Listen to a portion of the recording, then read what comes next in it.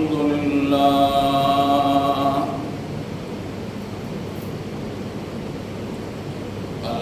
لله وكفى والصلاة والسلام على سيد الرسل وخاتم الأنبياء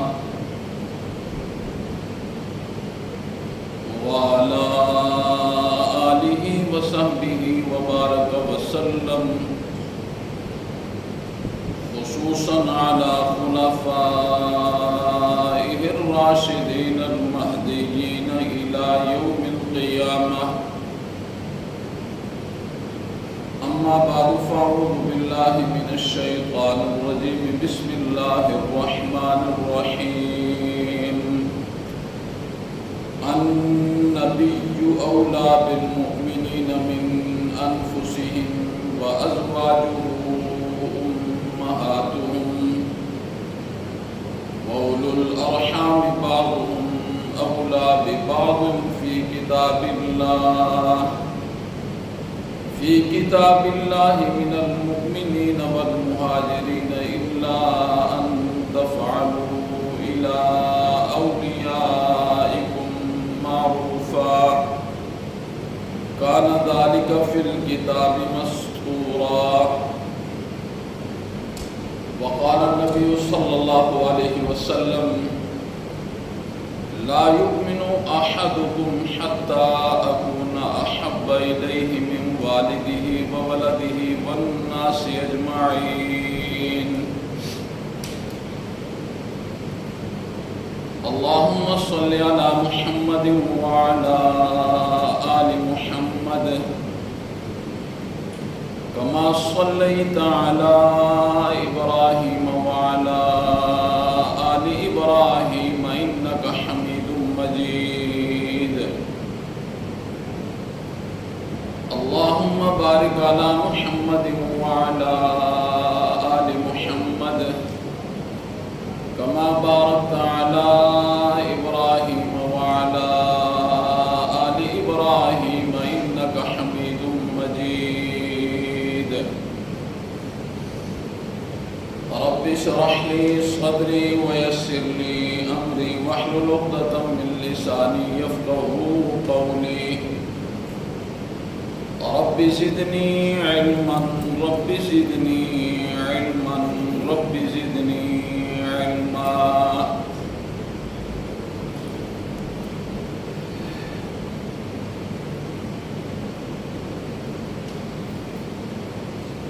ربیع الاول کا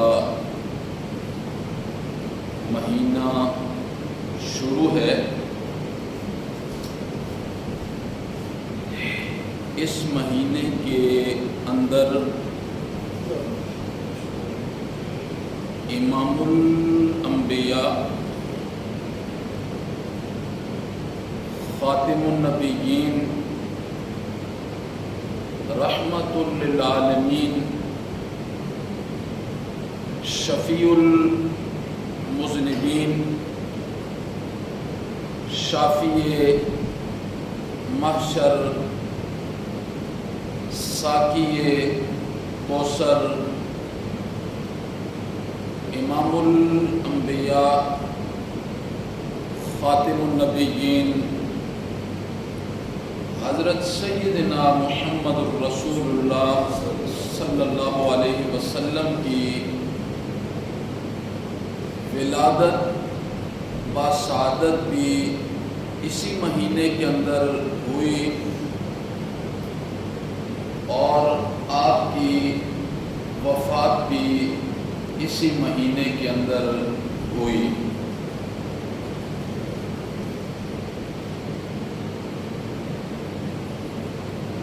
اس اعتبار سے امت مسلمہ کے لیے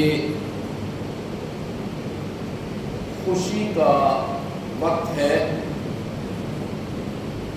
کہ امام الانبیاء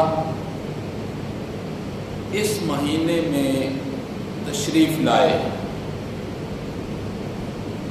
اور اس اعتبار سے بھی خوشی کا وقت ہے کہ اللہ رب العزت نے ہم جیسے گناہگاروں کو آپ کا امتی ہونے کا شرف بخشا۔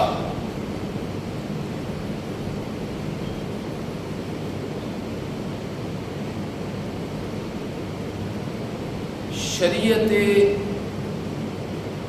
مطہرہ یہ امام الانبیاء کے چاہنے والوں کو کیا درس دیتی ہے، اور آج جو مروجہ شریعت ہے اس کا بانی اور موجد کون ہے؟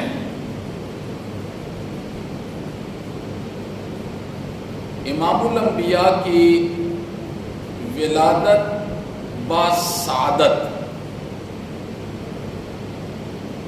بہت خوشی کا مقام ہے۔ ایک مومن بندے کے لیے اس سے بڑی خوشی اور کیا ہو سکتی ہے؟ تکلیف تو ہوئی تھی غیر مسلموں کو، یہود و نصارہ کو۔ ہمارا تو یہ عقیدہ ہے، یہ نظریہ ہے، جس دن امام الانبیاء پیدا ہوئے وہ دن جس ہفتے میں آیا نا، وہ ہفتہ باقی ہفتوں سے مبارک ہو گیا۔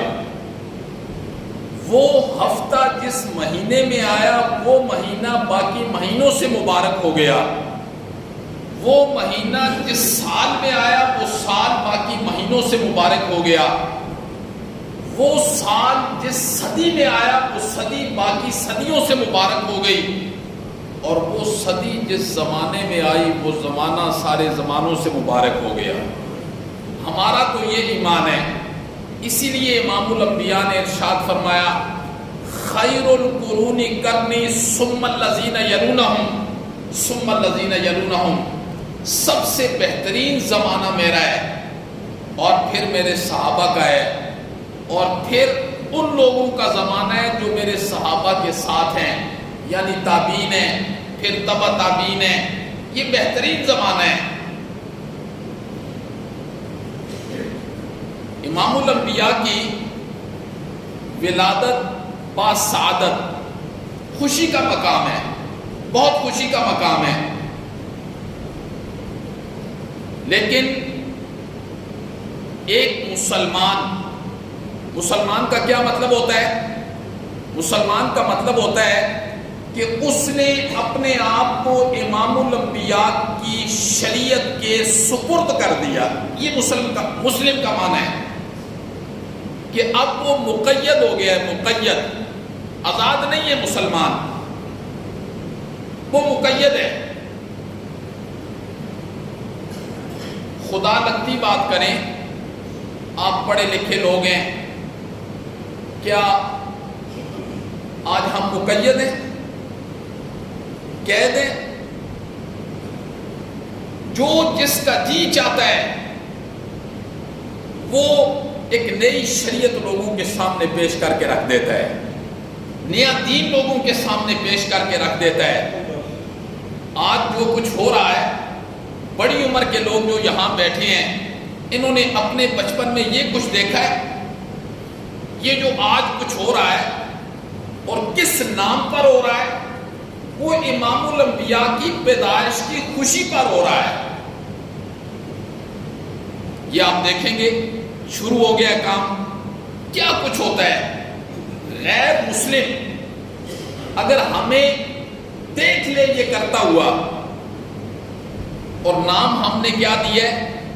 جشن عید میلاد النبی، یہ نام دیا ہے ہم نے، جبکہ اسلام میں صرف دو عیدیں ہیں، ایک عید الفطر ہے، ایک عید الاضحیٰ ہے۔ اور ایک بات یاد رکھنی ہے، جس طریقے سے ہم امام الانبیاء کا دن مناتے ہیں بطور خوشی کا اظہار کرتے ہوئے. ہم بہت دور ہیں، 15ویں صدی کے اندر ہیں.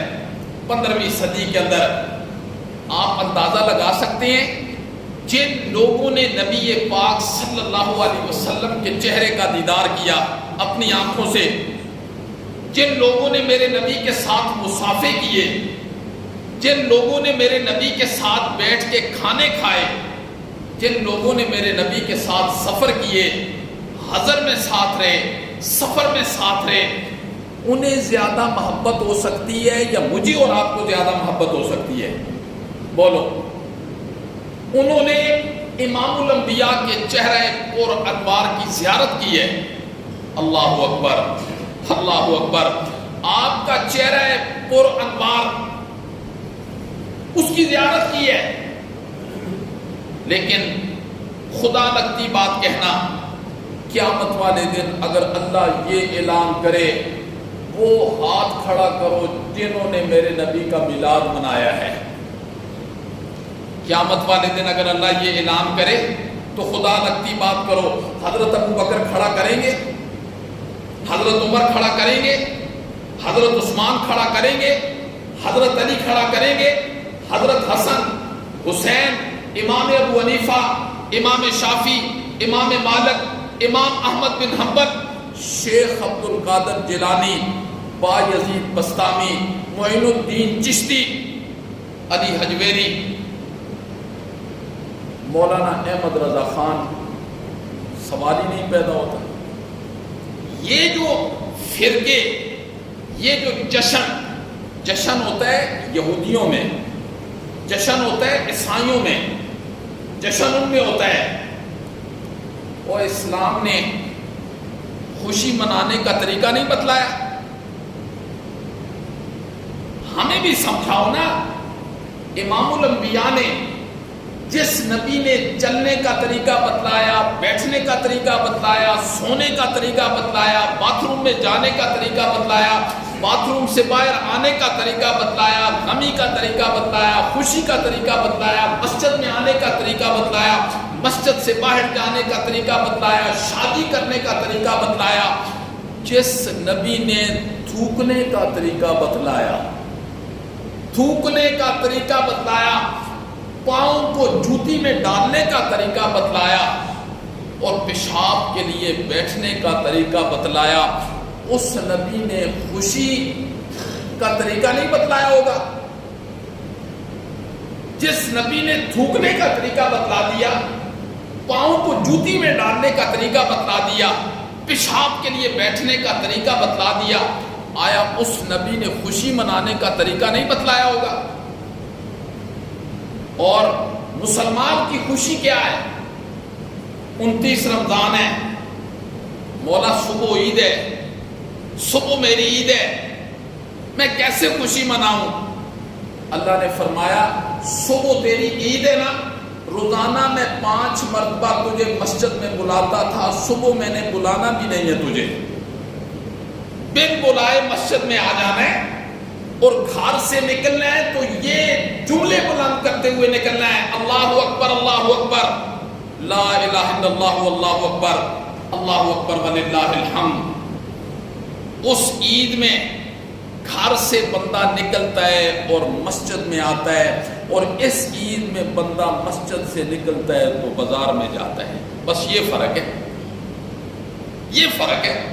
جو اسلام نے ہمیں عیدیں بتلائی ہیں اس کا طریقہ یہ ہے کہ گھر سے نکلنا ہے، تکبیرات کو بلند کرتے ہوئے مسجد میں آنا ہے، اور پھر جس نماز کے لیے آنا ہے نا، ہم نے بلانا بھی کوئی نہیں ہے، اذان بھی کوئی نہیں ہے، تکبیر بھی کوئی نہیں ہے. اسلام نے خوشی کا طریقہ بتلایا ہے. آج ہمیں کس راستے پر لگا دیا گیا ہے؟ یہ آپ دیکھیں گے کل ہر ایک بندے کے ہاتھ میں موبائل ہے. کیا کیا لوگ کریں گے اور کس نام پر کریں گے؟ یہ امام الانبیاء کی ولادت کی خوشی پر کریں گے. اس میں کیا ہوگا؟ جلوس ہوں گے، بے پردگی ہوگی، مرد و عورتوں کا اخلاط ہوگا، نہیں ہوتا، نہیں ہوتا۔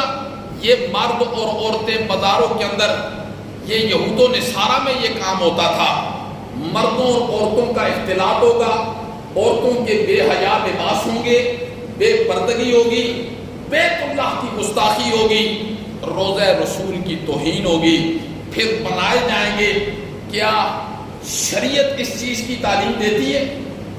چراغاں کیا جاتا ہے، اور چراغاں کس پر کیا جاتا ہے؟ بینک کو سجایا جاتا ہے، بینک کو، اور بینک کے اندر کیا ہوتا ہے؟ بینک کے اندر کیا ہوتا ہے؟ سارا دن سودی کاروبار ہوتا ہے۔ اور میرے نبی نے کہا تھا جس نے سود کھایا اس کا سب سے کم گناہ یہ ہے اس نے اپنی حقیقی ماں سے زنا کر دیا۔ اوپر کیا ہے؟ چراغاں لگائی ہیں، گھروں کو سجایا ہوا ہے، اندر کیا ہے؟ میرے نبی کی یہ تعلیمات ہیں۔ یہ درد دل کے ساتھ یہ گفتگو کرنی پڑتی ہے میرے بھائی۔ محبت رسول جان ایمان ہے، محبت رسول جان ایمان ہے، اور جس میں محبت رسول نہیں ہے، جس میں محبت رسول نہیں ہے اس کا ایمان ہی نہیں ہے۔ ایمان جان ہی نہیں ہے تو ایمان کہاں سے آئے گا؟ خوشی منانے کے دور ہیں، طریقے ہیں۔ مسلمانوں کے لیے سب سے بڑی خوشی کا دن فتح مکہ کا دن تھا، فتح مکہ کا دن تھا۔ میرے نبی کو 8 سال پہلے، میرے نبی کے یاروں کو 8 سال پہلے بڑی بے دردی سے وہاں سے نکالا گیا تھا، بہت بے دردی سے۔ 8 سال کے بعد میرا نبی 10,000 کی فوج کے ساتھ مکہ میں داخل ہوئے نا۔ کس طریقے سے داخل ہوئے؟ آپ تاریخ پڑھنے والے لوگ ہیں، کیا نبی پاک صلی اللہ علیہ وسلم کا سینہ پھیلا ہوا تھا، سار اٹھا ہوا تھا؟ نہیں میرے بھائی، آپ 10,000 فوج کے اندر سب سے پیچھے تھے، چونکہ آگے ہونا تکبر کی علامت ہے، فخر کی علامت ہے۔ حدیث کے اندر آتا ہے فتح مکہ والے دن جس اونٹنی پر میرے نبی بیٹھے تھے، عاجزی کے ساتھ سر اتنا جھکا ہوا تھا کہ اونٹ کی کوہان کے ساتھ لگا ہوا تھا، اونٹ کی کوہان کے ساتھ لگا ہوا تھا۔ یہ مسلمانوں کے لیے سب سے بڑی خوشی کا دن تھا۔ کسی صحابی نے کوئی بھنگڑا ڈالا ہو، کسی صحابی نے کوئی ناچ کیا ہو، کوئی گانا کیا ہو، طبلے بجائے ہوں، یہ جو کام آج ہم کرتے ہیں، یہ کام کس نے اس کی اجازت دی ہے؟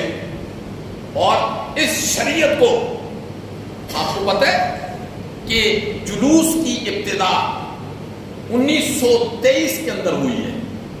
1923 کے اندر جلوس کی ابتدا ہوئی ہے۔ عنایت اللہ قادری ایک شخص تھا جس نے سب سے پہلے 1923 کے اندر یہ جلوس نکالا، اور 2003 کے اندر اس کی وفات ہے، 2003 کے اندر۔ اور جب یہ مرا تھا، جنگ اخبار میں ساری باتیں شائع ہوئی تھیں، یہ کون تھا؟ پھر لکھا ہوا تھا بانی میلاد، بانی جلوس سے میلاد، یعنی جلوس کا جو بانی تھا وہ عنایت اللہ قادری تھا، جس نے امت محمدیہ کے لوگوں کو اس طریقے سے گمراہ کرنے کی ایک سازش کی، اور آج وہ ہر سال ترقی ہوتی چلی جاتی ہے۔ عورت کی آواز بھی پردہ ہے۔ آج کو نوجوان بچیاں اور کیسے عریانی لباس کے اندر وہ نظمیں پڑھ رہی ہوتی ہیں، نعتیں پڑھ رہی ہوتی ہیں، اور باقی لوگ انہیں دیکھ رہے ہوتے ہیں۔ حالانکہ شریعت کے اندر تو عورت کی آواز بھی پردہ ہے، جو میرے نبی شریعت لے کر آئے ہیں، اس شریعت کی میں بات کر رہا ہوں۔ یہ مروجہ شریعت کی بات نہیں کر رہا، اس شریعت کی بات کر رہا ہوں جس کو میرے نبی لے کر آئے تھے۔ اس شریعت کے اندر عورت کی آواز بھی پردہ ہے۔ چے جائے کہ عورت بناؤ سنگار کے اندر میڈیا پر آئے اور پھر آ کر وہ نعتیں پڑھے، نظمیں پڑھے میلاد النبی کے نام پر۔ امام الانبیاء کی یہ تعلیمات ہیں، یہ تعلیمات نہیں ہے میرے بھائی۔ یہ سارے کے سارے ہم گمراہی کے راستے پر چل رہے ہیں۔ محبت رسول جان ایمان ہے، محبت رسول جان ایمان ہے، اور ہمیں قرآن نے کیا تعلیم دی ہے؟ ہمیں قرآن نے یہ تعلیم دی ہے کہ امام الانبیاء کی محبت اپنی جان سے بڑھ کر اپنی جان پر نافذ کرنا، یہ اسلام ہے اور یہ ایمان ہے۔ اگر اپنی جان سے بڑھ کر نبی کی محبت کو ہم اپنے وجود پر لاگو نہیں کرتے تو ابھی اسلام کے دائرے میں داخل ہی نہیں ہوئے ہیں۔ اور حدیث بھی ہمیں یہی بتلاتی ہے، لا یؤمن احدکم حتی اکون احب الیہ من والدہ وولدہ۔ اپنے باپ سے بڑھ کر بہت مشکل مقام ہوتا ہے، اور یہ چیز اگر ہم نے سیکھنی ہے نا تو ہمیں صحابہ کے دروازے پر آنا پڑے گا۔ اللہ اکبر۔ غزوہ بدر ہے، غزوہ بدر، اور غزوہ بدر میں میرے نبی کے ایک صحابی ہیں، ان کا نام ہے حشام، اور جن کی کنیت ہے ابو حذیفہ، حضرت ابو حذیفہ، اور یہ عتبہ کے بیٹے ہیں، عتبہ۔ اور عتبہ کون تھا؟ میرے نبی کا سب سے بڑا دشمن تھا، اور اس کا بیٹا سابقون الاولون کے اندر تھا، وہ میرے نبی کا سب سے بڑا محب تھا۔ اللہ اکبر۔ دیکھیں اللہ کا نظام، دیکھیں، ایک طرف عتبہ ہے میرے نبی کا سب سے بڑا دشمن ہے، اور دوسری طرف اس کا بیٹا ہے، وہ میرے نبی کا سب سے بڑا محب ہے۔ جنگ بدر کے اندر جب بالکل کفر کی فوجیں سامنے آ گئی ہیں، ایک طرف بیٹا ہے، ایک طرف باپ ہے، ایک طرف بھتیجا ہے، دوسری طرف چچا ہے، تو اللہ کی شان دیکھیں، سب سے پہلے جس نے نعرہ لگایا نا وہ ابو حذیفہ کا باپ عتبہ تھا۔ حال میں مبارزن ہے کوئی میرے ساتھ مقابلہ کرنے والا؟ ایک روایت میں آتا ہے ابو حذیفہ گھوڑے کو لے کر کود پڑے، اور کسی نے کہا ابو حذیفہ یہ تیرا باپ ہے، کیا کر رہا ہے؟ اس نے کہا جب امام الانبیاء کے ساتھ میرا رشتہ جڑ گیا باقی سب رشتے اب ٹوٹ گئے۔ اور ایک روایت میں آتا ہے کہ ابو حذیفہ نے بدر والے دن اپنے باپ کو قتل کر دیا تھا، اور جس وقت بدر کے مقتولین کو گھسیٹ کے ایک گڑھے میں پھینکا جا رہا تھا نا، تو لوگوں نے دیکھا ابو حذیفہ کا چہرہ بہت غمزدہ ہے۔ امام الانبیاء نے ابو حذیفہ کے چہرے کو دیکھا، ابو حذیفہ کے چہرے کو دیکھا، توجہ، چہرے کو دیکھا۔ آپ نے فرمایا ابو حذیفہ غمزدہ نظر آ رہے ہو،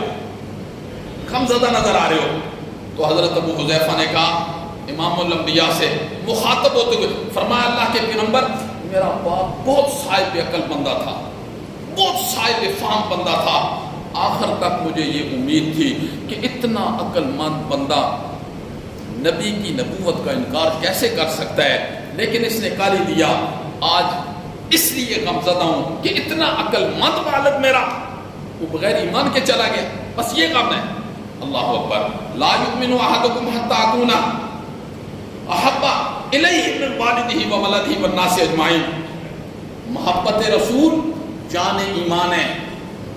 خدا باید شاید ہے اگر اس اعتبار سے دیکھیں تو ہمارے سینے میں تو ایمان ہی موجود نہیں ہے۔ اس اعتبار سے دیکھیں آج ہم نبی پاک صلی اللہ علیہ وسلم کے ساتھ کیا محبت کرتے ہیں، ہماری محبت کیا ہے؟ ہماری محبت ہے ماں باپ سے، بیوی بچوں سے، کاروبار سے، پلازے سے، زمینوں سے، جائیدادوں سے، پیسے، یہی محبت ہے ہماری۔ اور جب پیسے کی بات آتی ہے نا تو ساری محبتیں پیچھے رہ جاتی ہیں۔ یہ ہم نے اپنی آنکھوں سے دیکھا ہے، لوگ 1 روپے کے لیے اپنے ایمان کو فروخت کر دیتے ہیں، 1 روپے کے لیے زبان کرتے ہیں اور زبان سے فوراً پھسل جاتے ہیں۔ یہ ہم نے اپنی زندگی میں لوگوں کو دیکھا، سودا ہو گیا کسی کے ساتھ 1 کروڑ کا، اگلے نے اس سے کہا 1.5 کروڑ مجھ سے لے لینا، اس نے ایسے اس سے منہ پھیرا جیسے اس نے اس کے ساتھ سودا ہی نہیں کیا، پیسوں پر ایمان بیچ دیتے ہیں۔ لیکن ایک وہ لوگ ہیں جنہوں نے میرے نبی کے ساتھ محبت کی ہے، اور کیسے لوگ تھے، خدا باید شاید ہے کیسے لوگ تھے۔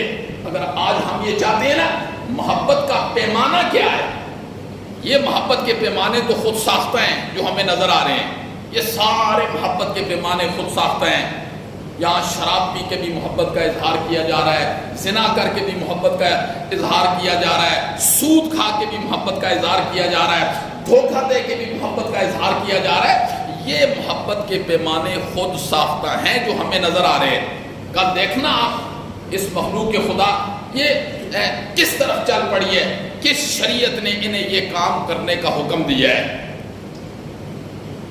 میرے نبی کا بہت مقام ہے، بہت مقام ہے میرے نبی کا، بہت مرتبہ ہے میرے نبی کا۔ جی ہم نے امام الانبیاء کے مقام کو پہچانا ہی نہیں ہے۔ جیسے امام الانبیاء نے طائف والے لوگوں کے لیے بددعا نہیں کی ہے، جبرائیل آئے نا تو آپ نے فرمایا جبرائیل یہ لوگ میرے مقام کو نہیں جانتے ہیں، میری اللہ سے یہی دعا ہے کہ اللہ انہیں ہدایت دے دے۔ امام الانبیاء طائف کے میدان میں جب گئے، نوجوانوں نے اتنے پتھر برسائے کہ ماں جی حضرت عائشہ کہتی ہیں امام الانبیاء فرمایا کرتے تھے میں 3 مرتبہ طائف کے میدان میں بے ہوش ہو گیا تھا پتھر کھا کھا کے۔ امام الانبیاء نے فرمایا مولا ان کو میرے مقام کا نہیں پتہ ہے۔ آج ہمیں بھی امام الانبیاء کے مقام کا نہیں پتہ، مرتبے کا نہیں پتہ، ہمیں یہ نہیں پتہ ایمان کیا چیز ہوتی ہے، ایمان کس چیز کا نام ہے، ایمان کی حقیقت کیا ہے۔ اور امام الانبیاء کی محبت یہ تو ایمان کی جان ہے، یہ تو ایمان کی جان ہے۔ ہم کوئی ایسا کام تو نہیں کر بیٹھے کہ موت کے وقت یہ ایمان ہمیں سلام کرے کہ جاؤ جیسے تم نے میرے ساتھ وفا کی ہے ایسے ہی میں آج تمہارے ساتھ وفا کروں گا۔ ایمان کو اپنے سینے میں مضبوط کرنے کے لیے اور محبت رسول کو اپنے دل و دماغ میں پیوست کرنے کے لیے میرے محترم بہت محنت کی ضرورت ہے۔ میلاد نہ مناؤ، جس کا میلاد منا رہے ہو نا اسے مناؤ۔ میلاد نہ مناؤ، جس کا میلاد منا رہے ہو اسے مناؤ۔ وہ جھنڈیوں سے نہیں مانتا، وہ جلوسوں سے نہیں مانتا، وہ پہاڑیاں بنانے سے نہیں مانتا، وہ بیت اللہ کی تصویریں بنانے سے نہیں مانتا۔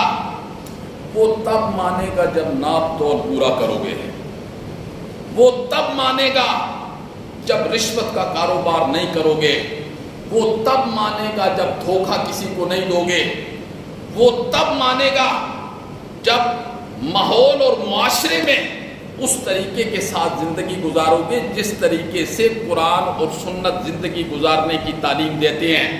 کون کرتا ہے میرے بھائی؟ یہ انہوں نے امام الانبیاء کی پیدائش کو صرف 1 مہینے میں مقید کر دیا، 1 مہینے کے اندر بند کر دیا، جبکہ امام الانبیاء تو زندگی کے ہر لمحے کے لیے آپ کی آمد قدردانوں کے لیے مبارک ہے، قدردان لوگوں کے لیے مبارک ہے۔ خدا را اس راستے پر نہ چلیے، یہ قرآن والا راستہ نہیں ہے، یہ حدیث والا راستہ نہیں ہے، یہ صحابہ والا راستہ نہیں ہے، یہ تابعین والا راستہ نہیں ہے، یہ اولیاء کرام والا راستہ بھی نہیں ہے۔ میں نے بتلایا نا کہ اگر اللہ پوچھے ہاتھ کھڑا کرے وہ لوگ جنہوں نے میلاد منایا ہے، کسی صحابی نے نہیں کھڑا کرنا، کسی تابعی نے، تبع تابعی نے، کسی آئمہ نے، کسی ولی نے نہ۔ یہ کرتب صرف آج ہم نے اپنی زندگی کے اندر لائے ہیں، یہ کرتب صرف ہماری زندگی کے اندر ہے۔ پھر لوگ اسے دین کا نام دیتے ہیں، لوگ اسے محبت کا نام دیتے ہیں۔ یہ محبت نہیں ہے میرے بھائی، یہ دین کا نقشہ تبدیل کر دیا ہے، دین کا نقشہ تبدیل کر دیا ہے۔ اور جس نے دین کا نقشہ تبدیل کیا ہے نا اللہ اسے ہدایت بھی نہیں دے گا، چونکہ اس نے دین کا نقشہ تبدیل کر کے اس کو دین جانا ہے، اس کو دین جانا ہے۔ اور جو دین کا نقشہ تبدیل کر کے وہ دین سمجھتا ہے اسے توبہ کی توفیق کہاں سے ملے گی؟ توبہ کی توفیق کو ایک شرابی کو مل جائے گی، توبہ کی توفیق کو ایک زانی کو مل جائے گی، چونکہ شرابی شراب پیتا ہے گناہ سمجھ کر، زانی زنا کرتا ہے گناہ سمجھ کر، جتنے گناہ والے کام ہیں سارے گناہ سمجھ کر کرتے ہیں۔ لیکن جس نے دین کا نقشہ بدلا، اسے دین سمجھا اور اسے محبت کا معیار سمجھا، وہ اپنے اس کام سے کبھی توبہ کرے گا؟ کیسے توبہ کرے گا جب وہ سمجھ ہی دین رہا ہے؟ یہ دین نہیں ہے میرے بھائی۔ اسلام نے ہمیں خوشی منانے کے طور طریقے بتلائے ہیں، امام الانبیاء نے بتلائے ہیں۔ میں نے بتلایا نا کہ جس نبی نے ہمیں پیشاب کرنے کا طریقہ بتلایا ہے، تھوکنے کا طریقہ بتلایا ہے، کاروبار کے طریقے بتلائے ہیں، بیوی کے ساتھ کیسے رہنا ہے، شادیاں کیسے کرنی ہیں، غم آ جائے تو اسے کیسے گزارنا ہے، خوشی کے طریقے بھی بتلائے ہیں، خوشی آئے تو پھر خوشی کو مسلمانوں نے کیسے گزارنا ہے، کیسے ساتھ لے کے جانا ہے۔ تو محبت رسول جان ایمان ہے، جان ایمان ہے۔ صحابہ کرام نے آپ کی ذات کے ساتھ بھی محبت کی ہے، اور آپ کی ذات کے ساتھ جو چیزیں جڑ گئی تھی، وابستہ ہو گئی تھی، ان چیزوں کے ساتھ بھی صحابہ نے محبت کی ہے، اور صحابہ نے ان چیزوں کے ساتھ بھی محبت کی ہے جن کے ساتھ میرے نبی نے محبت کی ہے۔ حضرت خالد بن ولید فتوحات شام، یہ کتاب ہے۔ حضرت خالد بن ولید بہت بڑے جرنیل ہیں، رومیوں کے ساتھ مقابلہ شروع ہے جی، گھمسان کی لڑائی ہے۔ حضرت خالد بن ولید جی بے سر و سامانی کے، جس طرح مبہوت الحواس بندہ نہیں ہوتا، پیچھے گھوم رہا ہے۔ ایک صحابی نے کہا خالد یہ کیا کر رہے ہو، یہ کیا کر رہے ہو، سارے لوگ آگے لڑ رہے ہیں، آپ پیچھے ہو، فوجیوں کے حوصلے پست ہو جائیں گے۔ اس نے کہا چھوڑ دو مجھے، سارے شہید ہوتے ہیں تو ہو جائیں۔ اس نے کہا کیا بات ہے؟ اس نے کہا میرے سر پر ٹوپی تھی، ایک دن امام الانبیاء نے اپنے بال کٹوائے مجھے دیے، اور میں نے ان بالوں کو اپنی ٹوپی کے اندر پیوست کر دیا تھا، اب وہ ٹوپی گر گئی ہے، میں یہ سوچ رہا ہوں کہ وہ ٹوپی اگر کسی کے پاؤں کے نیچے آ گئی نا تو میرے نبی کی توہین ہو جائے گی، میرے نبی کی توہین ہو جائے گی۔ اس وقت تک حضرت خالد بن ولید رضی اللہ تعالیٰ عنہ کو سکون نہیں آیا جب تک وہ ٹوپی مل نہیں گئی ہے۔ ٹوپی ملی، آپ نے فرمایا یہ ساری زندگی میں نے اپنے سر پر رکھی ہے، اور اسی طرح یہ بال امام الانبیاء کے یہ میری ٹوپی کے اندر رہے۔ محبت تو اس چیز کا نام ہوتا ہے، امام الانبیاء کی ذات سے بھی محبت ہے، اور امام الانبیاء کی ذات کے ساتھ جو چیزیں جڑ گئی ہیں۔ حضرت امیر معاویہ رضی اللہ تعالیٰ عنہ نے اپنے بیٹے سے فرمایا بیٹا یہ بال ہیں اور یہ امام الانبیاء کے ہیں، یہ ناخن ہیں اور یہ میرے نبی کے ہیں، یہ بال ہیں، یہ ناخن ہیں، اور ایک میرے نبی کی چادر ہے میرے پاس۔ بیٹا میری وصیت ہے جب میں مر جاؤں نا اس چادر کو میرا کفن بنا دینا، اور ان بالوں اور ناخنوں کو میرے ہونٹ پر اور میری آنکھوں پر اور میری پیشانی پر قبر میں بکھیر دینا۔ اللہ اکبر، اللہ اکبر۔ ہم کون سی محبت کر رہے ہیں؟ ہمیں بھی تو کوئی سمجھایا جانا میرے بھائی، ناچنے کا نام محبت ہے، گانے کا نام محبت ہے، بے حیائی کا نام محبت ہے، گانے لگانے کا نام محبت ہے، بتیاں لگانے کا نام محبت ہے جی، اور اندر ہم کیا کر رہے ہیں؟ اندر نہیں بدلنا، ہم نے اندر نہیں بدلنا، باہر کو روشن کر دینا ہے اور اسے محبت کا نام دے دینا ہے۔ یہ محبت نہیں ہے میرے بھائی۔ محبت تو صحابہ کرام نے کی ہے، آپ کی ذات سے کی ہے، اور آپ کی ذات کے ساتھ جو چیزیں جڑ گئی ہیں ان سے بھی صحابہ کرام نے محبت کی ہے، لیکن اس محبت کے مقابلے میں باپ آ گیا ہے نا، باپ اگر وہ مومن نہیں ہے، رئیس المنافقین عبداللہ ابن ابی قیامت تک آنے والے منافقین کا سردار ہے، رئیس المنافقین ہے، میرے نبی کے پیچھے نماز پڑھتا ہے، جہاد میں جاتا ہے۔ ایک موقع پر اس نے بڑی غلط بات کر دی، تفسیر کا وقت نہیں ہے، بڑی غلط بات کی، اور اللہ کی شان دیکھیں کہ اس کا بیٹا عبداللہ وہ میرے نبی کا مخلص صحابی ہے، جیسے عتبہ کا بیٹا ابو حذیفہ مخلص صحابی تھا نا، رئیس المنافقین عبداللہ ابن کوئی منافق، اس کا بیٹا میرے نبی کا مخلص صحابی ہے۔ اللہ اکبر۔ اس نے بڑی غلط بات کر دی میرے نبی کے متعلق ایک غزوے سے آتے ہوئے۔ اب جب بیٹے کو پتہ چلا نا، بیٹے کو، تو بیٹے نے 3 مرتبہ امام الانبیاء سے اجازت مانگی، اجازت ہو تو میں اپنے باپ کی گردن کو تن سے نہ جدا کر دوں، اگر آپ کی اجازت ہو تو میں اپنے باپ کی گردن کو تن سے نہ جدا کر دوں، میرے باپ نے آپ کی توہین کر دی ہے۔ امام الانبیاء نے روک دیا، میں نہیں کرنی۔ پھر 4تھی مرتبہ آئے اور آ کر کہنے لگے اللہ کے پیغمبر اگر اللہ کی طرف سے اجازت آ جائے نا، اجازت اس کو قتل کرنے کی، پھر اس کے قتل کا میرے علاوہ کسی اور کو نہیں کہنا ہے. کیوں کہ پورے مدینہ والے جانتے ہیں کہ میری باپ سے کتنی والہانہ محبت ہے. یہ نہیں ہے محبت بھی نہیں ہے، کتنی والہانہ میری باپ سے، یہ سارا مدینہ جانتا ہے. اگر کوئی اور قتل کر دے گا نا تو میرے دل کے اندر ایک بات آ جائے گی کہ پھر ایسے نہ ہو کہ میرے سامنے آئے تو میں اس کو قتل کر دوں. یہ محبت ہے نبی کے ساتھ. ہماری کیا محبت ہے؟ اس کے لیے بہت محنت چاہیے میرے بھائی. آج ہم نماز پڑھنے کے لیے مسجد میں آتے ہیں، ہم اللہ پر احسان کر دیتے ہیں کہ ہمارا اللہ پر احسان ہے، ہم نے آج 2 نمازیں پڑھی ہیں، 3 نمازیں پڑھی ہیں، آج ہم نے ذکر کیا ہے. اللہ اکبر. نبی پاک اپنا ایمان بچانا ہے، ایمان بچانا ہے ابھی ہم نے، ورنہ وقت بڑا مختصر ہے، سب نے چلے جانا ہے. ایمان سیکھو. ایمان کیا ہوتا ہے؟ ایمان کسے کہتے ہیں؟ ایمان کیا تقاضا کرتا ہے؟ اور ایمان نبی کے ساتھ محبت کو کیسے جوڑتا ہے؟ نبی کی محبت ایمان کے ساتھ کیسے جڑتی ہے اور ایمان نبی کی محبت کے ساتھ کیسے جڑتا ہے؟ اس سے ابھی ہم بہت دور ہیں، بہت دور ہیں ابھی. اللہ اکبر. امام الانبیاء کو اللہ رب العزت نے بڑے حسن و جمال سے جتنے اوصاف اللہ نے سارے انبیاء کو دیے تھے نا، جتنے اوصاف، وہ سارے کے سارے اللہ نے میرے نبی کے اندر رکھے. سارے. حضرت موسیٰ کے اندر جو اوصاف تھے، حضرت یعقوب کے اندر، حضرت ابراہیم کے اندر، حضرت آدم، جتنے اوصاف انبیاء کے اندر تھے اللہ نے وہ سارے کے سارے میرے نبی کے اندر رکھے. اتنے اوصاف ہونے کے باوجود، اتنے اعلیٰ نبی ہونے کے باوجود اگر ہم ان کی بات نہیں مانیں گے تو پھر ہم سے بڑا بد نصیب کوئی ہے؟ امام الانبیاء نے ہمارے لیے یہ کتاب چھوڑی ہے، یہ قرآن چھوڑا ہے، یہ 23 سال کے اندر میرے نبی پر نازل ہوا ہے. اللہ اکبر. پھر اسے کن لوگوں نے پڑھا ہے؟ سب سے پہلے کن لوگوں پر آیا ہے؟ آج قرآن بتا بتا کے لوگوں کو بتا یہ میلاد ہے، یہ میلاد ہے. اور میرے بھائی قرآن نازل کس پر ہوا ہے؟ اور سب سے پہلے قرآن پڑھا کس نے ہے؟ اور سب سے پہلے میرے نبی کے ساتھ محبت کس نے کی ہے؟ اور میرے نبی کے حسن کے تذکرے سب سے پہلے کس نے کیے ہیں؟ کس نے کیے ہیں؟ سب سے پہلے ایک وقت آیا جب مشرکین نے توہین کی نا میرے نبی کی، آپ نے حسان سے کہا حسان میرے منبر پر بیٹھ جاؤ، میرے منبر پر بیٹھ جاؤ. اور امام الانبیاء خود نیچے بیٹھ گئے.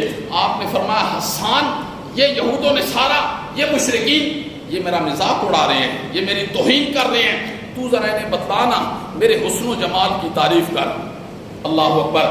حضرت حسان، اللہ اکبر، حضرت حسان منبر پر آئے اور پھر حضرت حسان نے امام الانبیاء کی تعریف میں جو جملہ بلند کیا نا وہ بڑا عجیب جملہ تھا. حضرت حسان کہنے لگے وَأَحْسَنَ مِنْكَ لَمْ تَرَ قَطُّ عَيْنِي، وَأَحْسَنَ مِنْكَ لَمْ تَرَ قَطُّ عَيْنِي.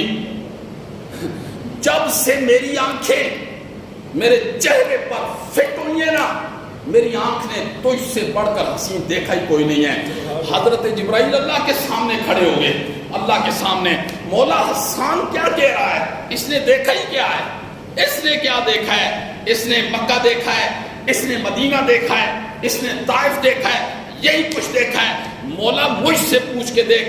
میں نے آدم کو عرفات کے میدان میں دیکھا ہے، میں نے نوح کو کشتی کا ملاح بنتے ہوئے دیکھا ہے، میں نے حضرت ابراہیم کی حسن کی بہاریں آتش نمرود کے اندر دیکھی ہیں، میں نے یعقوب کو روتا ہوا دیکھا ہے، میں نے حضرت یوسف کی حسن کی بہاریں کبھی کنویں کے اندر دیکھی ہیں، کبھی زلیخا کے محل کے اندر دیکھی ہیں، کبھی مصر کی منڈیوں میں دیکھی ہیں، کبھی جیل کی تنگ و تاریخ کوٹھریوں کے اندر دیکھی ہیں.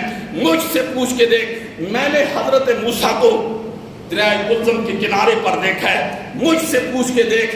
میں نے حضرت عیسیٰ کو اپنے پروں پر اٹھا کے آسمانوں پر لے گیا ہوں. مولا مجھ سے پوچھ کے دیکھ. میں نے مشرق دیکھا، مغرب دیکھا، شمال دیکھا، جنوب دیکھا. میں نے محمد سے بڑھ کر کوئی حسین ہی نہیں دیکھا. وَأَحْسَنَ مِنْكَ لَمْ تَرَ قَطُّ عَيْنِي وَأَجْمَلَ مِنْكَ لَمْ تَلِدِ النِّسَاءُ. کسی خاتون نے ایسا حسین جنا ہی نہیں ہے. وَأَحْسَنَ مِنْكَ لَمْ تَرَ قَطُّ عَيْنِي وَأَجْمَلَ مِنْكَ لَمْ تَلِدِ النِّسَاءُ خُلِقْتَ مُبَرَّأً مِنْ كُلِّ عَيْبٍ. اللہ نے میرے پیغمبر کو ہر عیب سے پاک پیدا کیا، ہر عیب سے. خلقت مبرعا من کل عیب کانک قد خلقت کما تشاء. حضرت حسان میرے نبی کی سیرت بیان کر رہے ہیں، حسن بیان کر رہے ہیں. کیا کہہ رہے ہیں؟ خلقت مبرعا من کل عیب، میرے نبی کو ایسے پیدا کیا گیا جیسے اللہ پوچھ پوچھ کے میرے نبی کو کہہ رہا تھا بول میرا نبی تیرے ہاتھ کیسے بناؤں. تو نبی کہہ رہا تھا مولا پھر اگر مجھ سے پوچھ کے بنانا ہے نا تو پھر میرے ہاتھ ایسے بنا، اشارہ کروں تو چاند 2 ٹکڑے ہو جائے. مولا اگر مجھ سے پوچھنا ہے نا تو میری آنکھیں ایسی بنا، آسمان کی طرف نگاہ اٹھاؤں تو قبلے بدل کے رکھ دے. مولا جو مجھ سے پوچھ کے بنانا ہے نا تو پھر میرا لعاب ایسا بنا دے، وہ کڑوے کنویں کے اندر میں ڈالوں تو وہ شہد سے زیادہ میٹھا ہو جائے. مولا مجھ سے پوچھ کے بنانا ہے نا تو پھر میرا وجود اس طرح بنا دے کہ پتھر مجھ سے سلام کرنے لگ جائیں اور جانور مجھ سے کلام کرنے لگ جائیں. وَأَحْسَنَ مِنْ قَلَمْ تَرَكَتْ عَيْنِي وَأَجْمَلَ مِنْ قَلَمْ تَلِدِ النِّسَاءُ خُلِقْتَ مُبَرَّعًا مِنْ كُلِّ عَيْبٍ كَأَنَّكَ قَدْ خُلِقْتَ كَمَا تَشَاءُ. ایک پنجابی شاعر نے بڑا زبردست ترجمہ کیا ہے. وہ کہتا ہے کسی ماں یہ ہو جا سونا نہیں جانیا جے میں اپنی مرضی مطابق وہ بنیا. سہاپن نے فاست تے پھلاں دا صحرا میں قربان اللہ محمد دا چہرہ. مصور نے بس انتہا کر سٹی بڑی ریج دے نال تصویر کٹی. حسینہ جمیلہ دا منہ موڑ دیتا محمد بنا کے قلم توڑ دیتا. اللہ